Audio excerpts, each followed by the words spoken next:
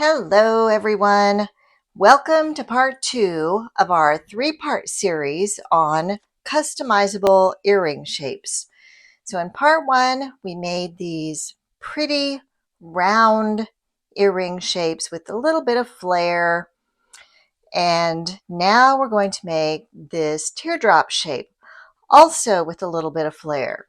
And then in part 3, we are going to make some little embellishments that can be used in a variety of different ways to either put together on their own and make earrings or to put inside of the frames that we've already made and customize them a little bit further and make them your own designs. So this is a fun one, and there are lots of ways to do this, but I wanted to show you a way that is easily repeatable. And this is one of my favorite designs, one of my favorite techniques to make these. So let's get started making these lovely earrings. To make these, you're going to need a bench block, a chasing hammer, a ruler. You'll need some sort of form to form the wire around. I'm using a wooden ring mandrel. You will need either your needle nose pliers and or a good pair of narrow chain nose pliers, 6-step bail making pliers, a good sharp flush cutter, and for these earrings I'm using 18 gauge dead soft copper wire. We'll do a little bit of wrapping, so I'm using 24 gauge wire. And of course, you will need a jump ring and an ear wire of your choice. Anything else? I think that's it. All right, let's do it.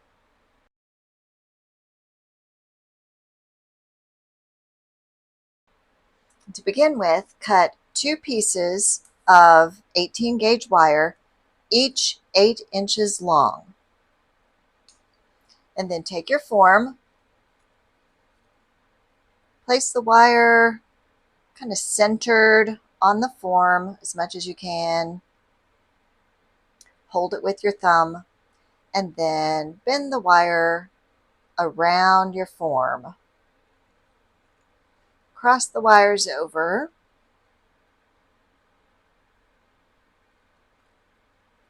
until you get the size teardrop that you want.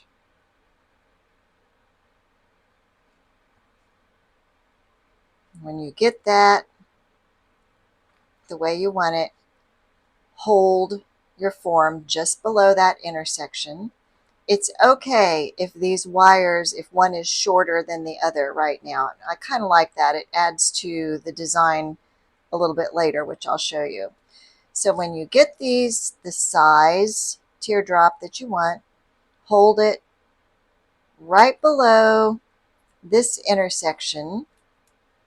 Take your pliers, put your pliers right in that intersection and give it a squeeze. That's going to bring those 2 wires up next to each other.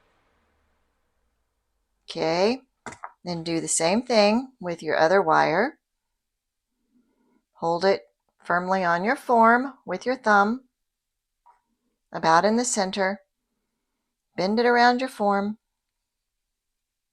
Cross the wires over. And at this point, you can take it off the form and compare it to the one that you just made. Put them up next to each other. Get your second form where you want it, if it's the same size and shape as the first one, and then you can remove it and do the same thing. Hold it right below that intersection. Take your pliers, put them right in that intersection where the wires cross, and give it a squeeze. Bring those wires up next to each other. All right, so there is the beginning of our form. Now at this point, the wire's kind of wobbly and doesn't have a whole lot of character. So take your bench block and your chasing hammer, and to begin with, just gently tap this form. What we're doing is we're starting to give it a little character, and more importantly, we're giving it some strength.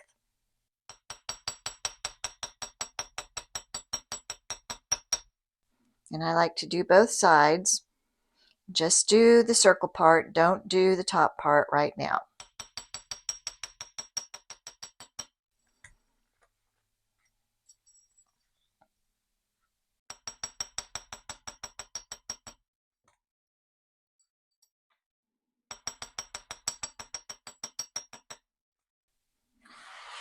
So now it has more strength, which will help with the next steps, which are, we need to make the bail at the top here.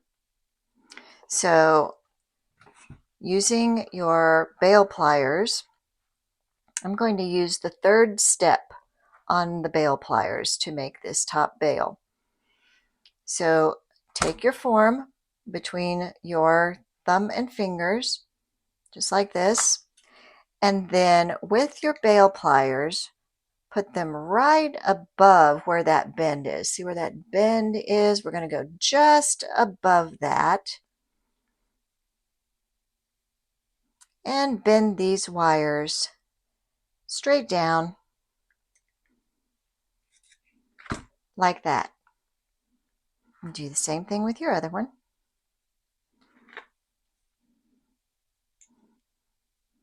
Get the wires next to each other, grab just above the bend, and bend them straight down. Okay? Now we need to bring this gap together so that it, forms the bail shape, the teardrop shape up there. So holding the entire form,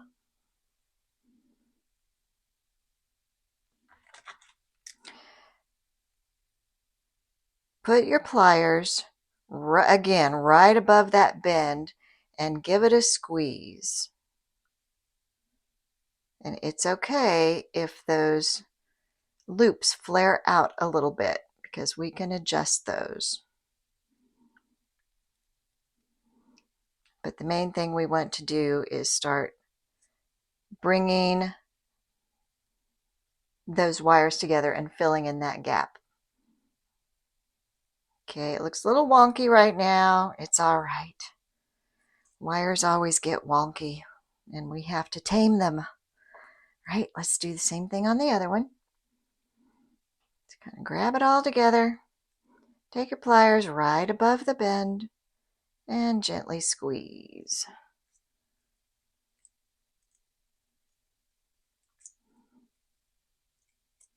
Okay, now's the time for you to make some adjustments here to your shape. Get the bail, both pieces of the bail next to each other, even.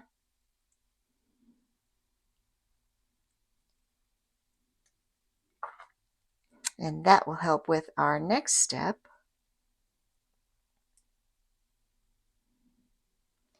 which is going to be wrapping these together. See how we've put a little wrap around the top there. It helps secure all these wires together because now we have kind of 4 pieces of wire that are just, wire gone wild. So let's secure those, and it also makes a pretty little decorative element. So take some of your 24 gauge wire, maybe 3 inches, probably more than you need.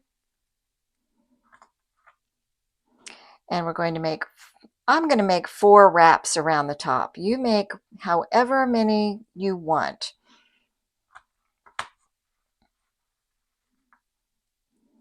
Just kind of secure your wire, bring it around, take your time and make 4 or so wraps around the top of this.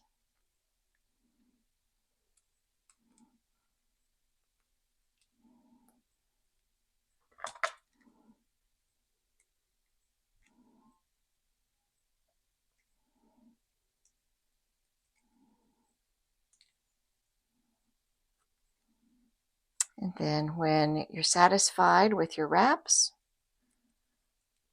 bring them around to the back and cut them off. Let's see, I think I'll use these tiny little cutters. And I try to cut my wire kind of in the middle of our main 2 wires here. So let's see how that works. There's 1.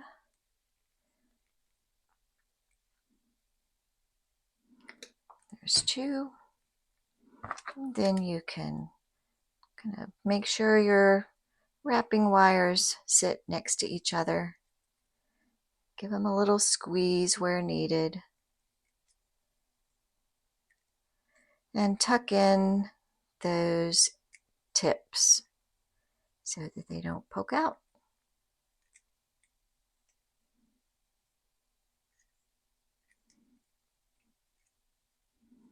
Now I'm going to do the same thing to the other one.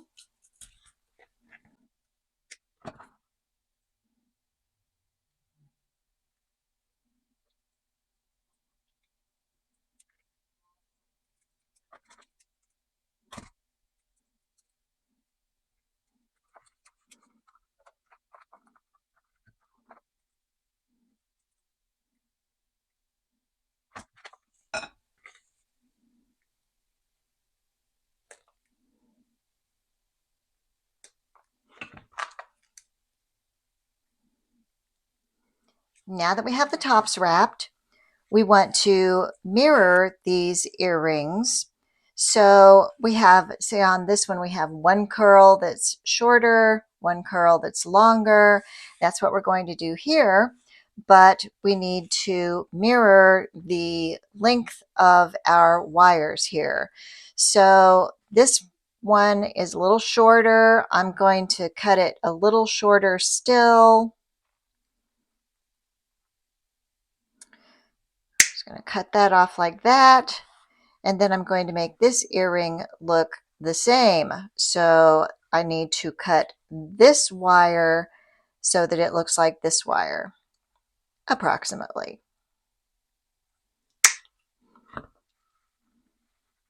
Okay, great. So we have our long wire here. Actually, I could trim this one just a little bit to even it up with this one. Perfect. Now we're ready to make the curls. The way I like to do this is to splay these wires out a little bit so that they are behind the frame. They sit kind of behind the frame like this. And then I like to just use my fingers to start putting a gentle curve in that wire, just to start to mimic the curve of our frame. That nice gentle curve is going to help us make a nice little curlicue. It doesn't have to be perfect, something like that. I'll do it with the other one. I'm going to move these wires apart. They're behind the frame. And then kind of use the warmth of your skin, the warmth of your fingers, and gently make a curve out of each of these. Okay. Now let's make our shorter of the 2 curls. You can use your bail making pliers for this if you want. You may find it easier to use your round nose pliers. And move the earring around however is easiest for you. Just whenever you're making your curls, don't bend your main frame here. So for me, I like to come up through the back and grab the tip of that wire and turn it over and make my curl. See how I'm grabbing the frame, the whole frame right here, and rotating my wrist, rotating the wrist that the pliers are in, the hand that my pliers are in. Words are hard. All right, that looks good. And then I'm going to do the same thing with the longer one.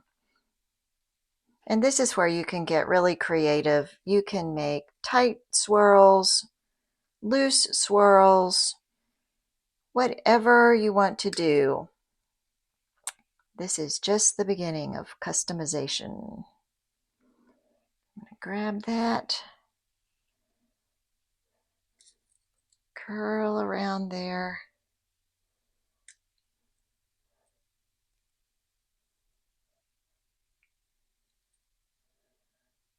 You can make the ends touch. You can have them not touch. Whatever you want to do. Now I'm going to do the same thing to this earring and try to make it look like this. Famous last words.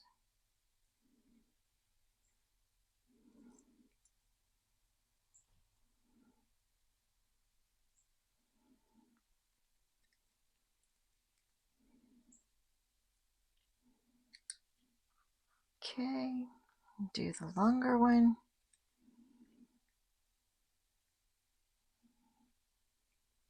Grab your frame there and rotate your wrist. All right. When you have it the way you want it, then keep putting the two forms next to each other. They're going to be back to back at this point so that you can make any adjustments that you want to make. Like I want this one a little bit tighter so that it matches the first one, like that. All right. So now